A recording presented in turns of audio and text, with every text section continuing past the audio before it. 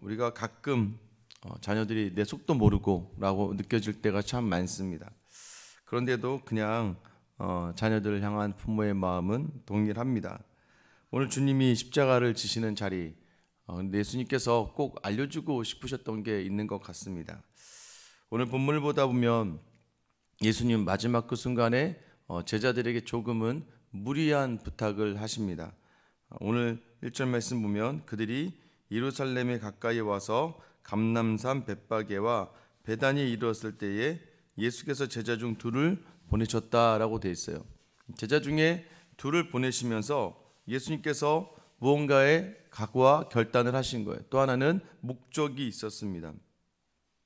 2절 말씀에 보면 이르시되 너희는 맞은편 마을로 가라. 그리로 들어가면 곧 아직 타보지 않은 나귀 새끼가 메어 있는 것을 보리니 풀어 끌고 오라. 생각하지 못한 그 요구를 제자 둘에게 하게 됩니다. 아직 맞은편 마을로 가서 아직 타보지 않은 나귀 새끼를 가져오라고 이야기를 합니다. 우리가 신앙생활을 하다 보면 때로는 우리의 생각과 다른 일에 대한 헌신과 순종을 요구할 때가 참 많습니다. 그리고 일상적이지 않은 것, 이게 말이 되나라고 느껴질 만한 일들을 하나님께서 우리에게 마음의 음성으로 주실 때도 있고, 때로는 말씀을 읽다가 주시는 경우도 있고, 또는 누군가의 말을 통해서 주시는 경우도 있습니다. 그때 우리가 순종하게 되는 자리, 오늘 3절에 보면 만일 누가 너에게 이렇게 하거든 이렇게 하느냐 묻거든 주가 쓰시겠다 하라. 그리하면 즉시 이리로 보내리라 하시니, 여기서 주가 쓰시겠다라고 이야기하는 것, 오늘 어쩌면 예수님께서는 자신이 어떠한 존재인지를 그 제자에게 알려주시는 거예요. 내가 주가 된다, 주가 쓰시겠다고 하라라고 이야기해요. 사실 쉽지는 않습니다. 그런데 오늘 4절에 보면 제자들이 가서, 제자들은 그냥 갑니다. 여러분, 예수님의 제자는요, 말씀을 붙들면 그냥 가는 거예요. 오늘 하루 주시는 말씀, 또 내 마음에 감동을 주시는 말씀, 그 말씀 하나면 되는 거예요. 우리는 근데 거기에다가 자꾸 우리의 생각과 사고를 집어넣기 시작합니다. 우리의 상황과 형편의 생각을 집어넣기 시작해요. 만약에 여러분 제자들이 온전하게 사고를 했다면 지금 그 맞은편 마을로 가는 게 말이 되지 않는 거죠. 하나님이 하나님의 일을 하시는데 때로는 우리는 굉장히 이성적이고 지극히 논리적인 사고를 하려고 노력을 많이 합니다. 제가 어제도 말씀드렸지만 지극히 이성적이고 논리적이라면 하나님은 우리를 구원하실 이유가 하나도 없는 거예요. 왜냐하면 우리는 지극히 이성적으로 늘 죄를 범하고 늘 논리적으로 악에 가득한 그런 존재들이기 때문입니다. 어제 혼자 계실 때 여러분은 뭘 하셨고, 어제 여러분은 여러분의 시간에, 짜투리의 그 시간에 여러분은 누구를 위해 사용하셨는지 생각해 보시면 바로 답이 나올 거예요. 어제 하루는 여러분의 마음은 또 안녕하셨는지, 어떤 사람과 상황과 또 형편에 따라서 우리의 마음이 오르락 내리락 하던 그 상황이 없었습니까? 여러분 기억하셔야 됩니다. 말씀을 그냥 따라간다는 건 말씀을 신뢰하며 가는 거예요. 어렵고 힘든 일들이 있어요. 근데 그것은 뭐냐면 약속을 붙들고 가는 거예요. 여러분 직장에서 내 마음대로 되지 않는 일이 있고, 사업을 하다 보면 비굴하고, 또 때로는 아부를 할 때도 있고, 내 상황이 좀 내가 이것까지 해야 되나 하지만 그 일을 감당하는 이유가 뭐예요? 약속이 있습니다. 직원들에게는 월급이 주어져요. 그러니까 월급을 받기 위해서라도, 그 약속된 보상을 받기 위해서라도 참아내요. 그리고 사업을 하다가도 어떤 성과와 매출을 이루기 위해서 참아내요. 하물며 이 모든 것보다도 더 확실한 하나님의 약속의 그 보상, 그 결말은 너무나 우리에게 좋은 것들을 주신다는 확신을 가지고 그 약속을 붙들고 주님의 말씀 붙들고 나아가는 자리. 여러분, 은혜는요 순종에서부터 나옵니다. 오늘 어떤 은혜가 있습니까? 제자들이 가서 본즉 나귀 새끼가 문 앞거리에 메어 있는지라. 첫 번째, 일단 예수님이 말씀하신 대로 나귀가 메어 있었다는 거예요. 여러분, 이 나귀가 메어 있었다. 어쩌면 예수님은 앞으로 너희가 가서 일어날 모든 일들에 대해서 미리 예언해 주시는 거예요. 사실 이 제자들에게 이야기한 오늘의 사건을 왜 우리에게 말씀하시냐면, 거기 가봐, 메어져 있는 나귀가 있을 거고 한 번도 사람을 태워보지 않았고 그 나귀를 가지고 와라. 여러분, 어쩌면 이 말은요, 앞으로 예수님이 십자가에 달려 죽으실 앞으로의 모든 이야기들 3번이나 이야기하셨잖아요. 내가 인자가 십자가에 달려 죽게 될 것이다. 앞으로 일어날 이 일은 사실이라는 것을 어쩌면 이 예루살렘에 입성하기 전에 제자 둘을 통해서 먼저 보여주시는 거예요. 가봐라. 가면 나귀가 있을 거야. 그리고 그 나귀가 메어 있었고 그에게 그냥 주께서 쓰시겠다고 해라. 첫 번째는 그 나귀가 있었어요. 또 하나는 뭐냐면 5절에 보면 거기 서 있는 사람 중 어떤 이들이 이르되 나귀 새끼를 풀어 무엇 하려 하느냐 하매, 여러분 이 제자들이 가자마자 그 사람이 정말 물어요. 이거 어디다 쓰려고 그러는 거야? 라고 했더니 예수님 뭐라고 얘기하셨어요? 주가 쓰시겠다고 해라, 그 사람에게. 여러분, 이게 말이 안 돼요. 주님이 주신 마음과 주님이 주신 생각에 말을 그냥 한다는 건 사실 우리 이성적으로 굉장히 쉽지 않습니다. 아침에 열심히 말씀을 듣고 기도하다 보면 사랑하는데 내 마음에 차지도 않고 나를 어렵게 하는 남편이나 아내나 자녀에게 또는 직장의 동료에게 하나님은 늘 하나님의 마음을 담아 이야기하라고 이야기하고, 또 하나님은 늘 죄를 짓지 말라고 이야기해요. 근데 그게 쉽지 않아요. 왜냐하면 내가 생각할 때 말이 안 되거든요. 여러분이 주인이 야, 너 그거 왜 쓰려고 그래? 우리는 아마 당황할 거예요. 도둑으로 몰리니까 굉장히 당황스럽고 말도 못할 거예요. 그런데 기억한 대로 말하면 되는 거예요. 6절에 제자들이 예수께 이르신 대로 말한대. 여러분, 우리가 어떤 위험과 어떤 어려운 상황 속에서 두려워하지 말 것은 뭐라고 말씀하세요? 성령이 너에게 하실 말을 알려주신다는 거예요. 사도행전에 보면 나오죠. 너희가 어딜 가든지 두려워하지 말아라. 어딜 가든 말을 할 때 하나님께서 너희가 원하는 것이 아니라 하나님이 하실 지혜의 말을 너에게 하게 하신다라고 말씀하세요. 여러분, 그러면 우리가 오늘 본문을 통해서 뭘 할 수 있어요? 제자들이란 무엇입니까? 저는 제가 잘 하지는 못했던 것 같은데 노력하는 게 있습니다. 그게 무엇이냐면, 예수님이 이렇게 얘기할 수 있는 그런 제자가 저 여러분이 되기를 예수님의 이름으로 축원합니다. 그게 무엇이에요? 말도 안 되는 걸 해요. 그리고 이걸 하라고 해. 이게 되나 싶은 생각이 들어요. 그런데 여러분, 우리가 또 때로는 우리의 생각을 좀 내려놓는 순종의 자리. 그래서 저는 늘 말씀드리죠. 저와 여러분이 늘 하나님 앞에 좀 만만한 사람이 되어야 합니다. 한 청년이 왔어요. 제자가 와서 회사에 대한 막 불평과 원망에 막 이야기합니다. 회사에 막 구조 조정하는 것이 이번에 막 개편을 하고 하는 것이 자기는 너무 막 이거 안 해봤냐 옛날에 뭐 하면서 불평과 원망에 막 해요. 서운한 것도 막 이야기합니다. 마지막에 제가 그 청년에게 이 얘기를 한 것 같아요. 그러면 만약에 당신이 그 부장이나 팀장에 있다면, 당신이 이것을 진행해야 될 위치에 있다면 당신의 심정은 어떠했겠나? 때로는요, 이해가 되지 않아도 그래도 어쨌든 선배들 또 어쨌든 상관의 상관, 어쨌든 자기의 어떤 위에 있는 사회 있는 사람들이잖아요. 때로는 그 자리를 순종하면서 그 자리를 따라가 주는 것도 역지사지로 나중에 당신이 그 자리에 나중에 이르게 될 텐데, 나는 하나님은 공평하시다고 확신한다. 무엇입니까? 하나님은 공평하시다. 내가 지금 좋은 그러한 후배로 서 있으면 내가 선배가 되었을 때 하나님은 나에게도 좋은 후배를 허락하여 주시는 것. 믿음의 자리도 마찬가지입니다. 좋은 팔로워가 좋은 리더가 되는 거예요. 좋은 리더십의 사람은요, 잘 순종하고 따라갔던 사람들이 좋은 리더십이 되는 것이고, 특히 믿음의 경주에서는 그렇습니다. 무엇을 할 때마다 마음이 불편할 수도 있어요. 불평을 이야기할 수도 있고, 또 때로는 내 생각과 다를 때가 있습니다. 근데 중요한 건 무엇입니까? 여러분, 교회도 마찬가지죠. 무엇 할 때마다 불편하고 어려울 때가 참 있어요. 물론 그것을 계속해서 이야기해야 됩니다. 이렇게 됐을 때 문제점들. 그러나 문제만 이야기하면 안 돼요. 이렇게는 대안도 이야기해요. 그러나 교회가 다 같이 한번 가기로 했으면 함께 가는 거예요. 빨리 가보고 안 되면 다시 좀 수정해보고, 특히 우리 교회처럼 얼마 되지 않은 교회들은 여러분 아직 안 해본 게 너무나 많고, 왜냐하면 어떻게 이게 될지 모르니까 그럴 때가 참 많아요. 그럴 때 저도 마찬가지입니다. 목사님, 저의 생각은 이러이러해요. 그런데 목사님 일단 결단하셨으면 목사님 제가 한번 기도하고 따라가겠습니다. 여러분, 그러면 목사 입장에서는요, 너무 감사하죠. 그러면서 더 준비를 하게 돼요. 여러분, 이게 정상적인 모습들 아닌가요? 그리고 실수하면 저는 죄송하다고 해봤는데 잘 안 됐네요. 죄송합니다. 다음에 다시 다른 걸수로 한번 해보시죠. 여러분, 저와 여러분이 때로는 하나님 주신 말씀만에는 절대적으로 순종하며 좀 하나님께 좀 쓰임받는 만만한 사람이 될 수 있게 되기를 예수님의 이름으로 축원합니다. 여러분, 그런 사람들에게 나타나는 게 뭐예요? 7절에 보세요. 이 일을 경험하고 나니까 나귀 새끼를 예수께로 끌고 와서, 여기까지는 좋아요. 뭐 예수 하신 말씀대로 데려왔거든요.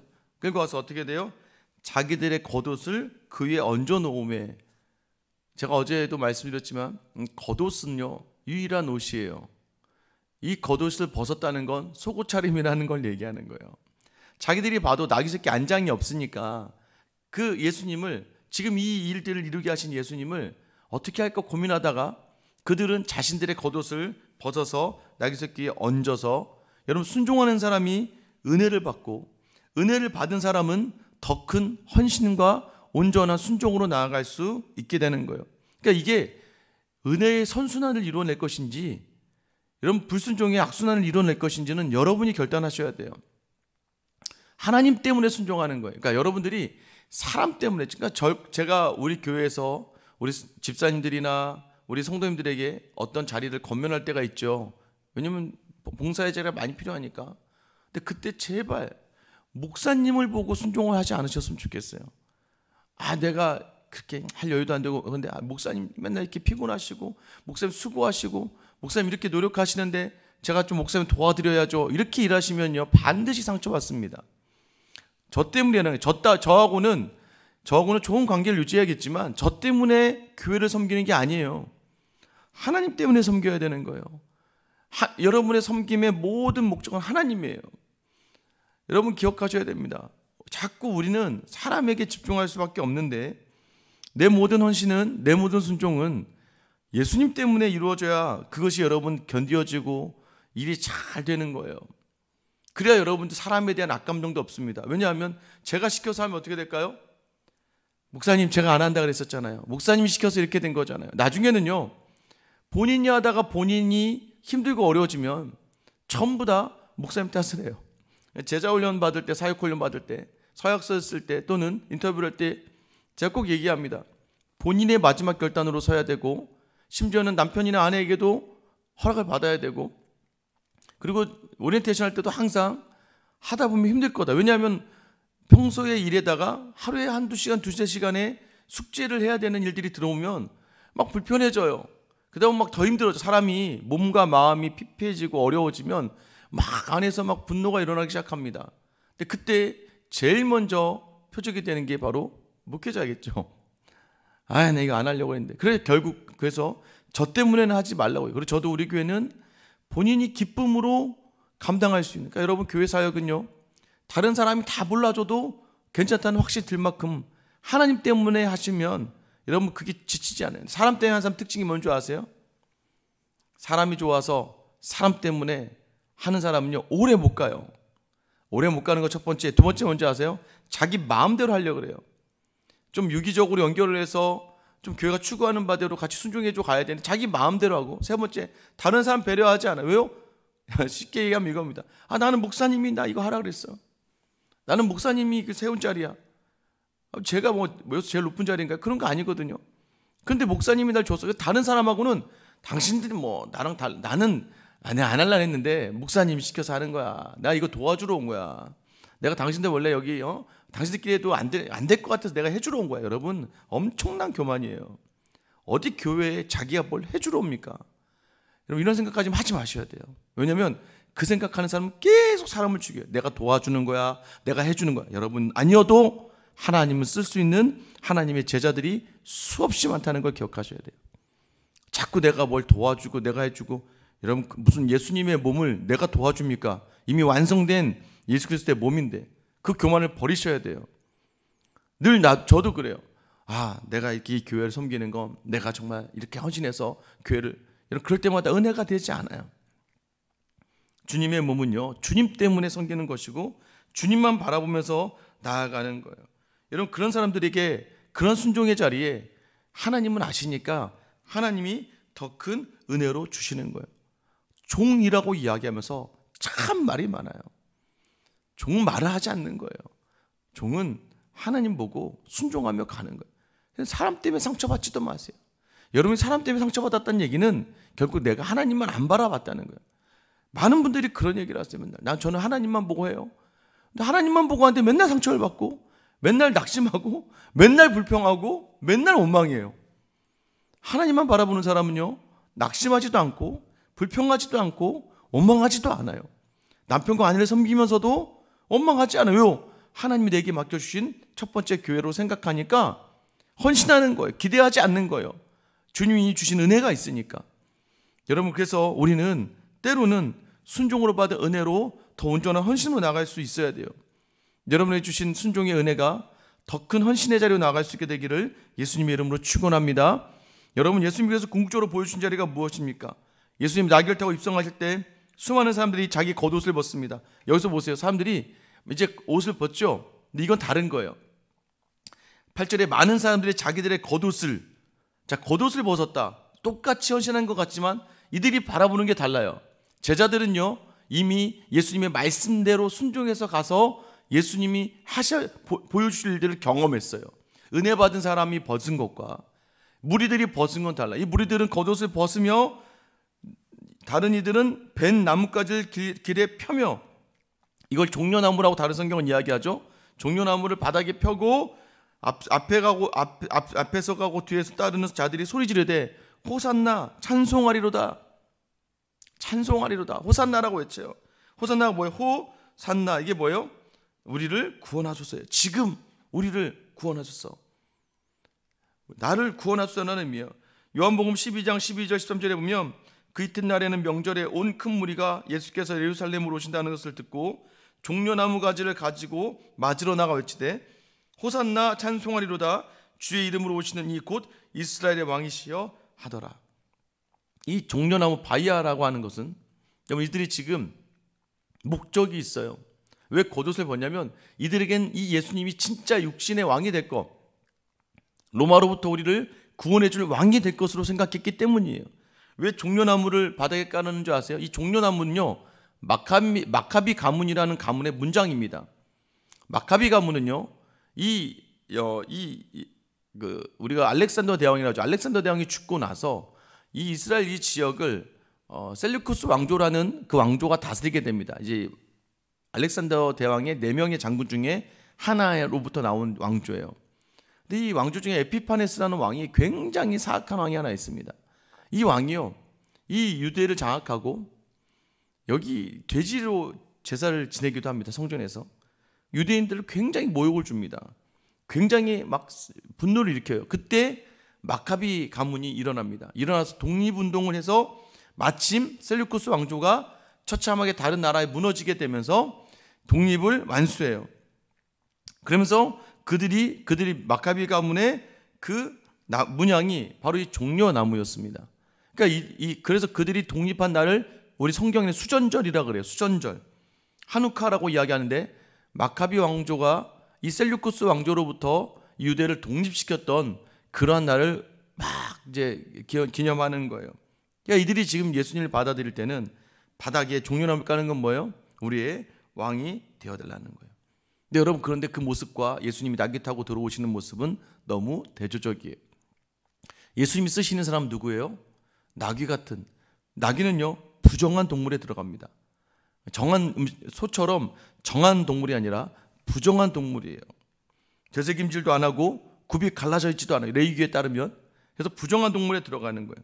여러분, 이 말의 의미는 무엇입니까? 예수님은요, 부정한 우리를, 매어있던 우리를 풀어서 우리를 사용하셔 주시는 분이세요.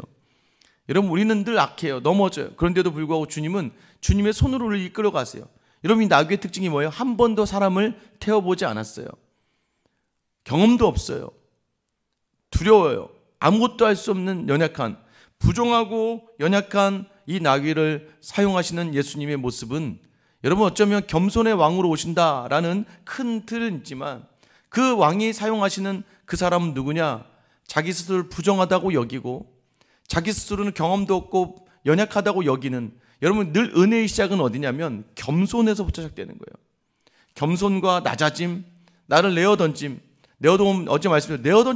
내어던진다는 건 포기하는 게 아니에요. 그래서 기도하며 그 자리를 감당해내는 거예요. 그런 사람들이 외치는 소리, 그런 사람들이 호산나를 외칠 때 진정한 구원이 그 안에서 이루어지는 거예요.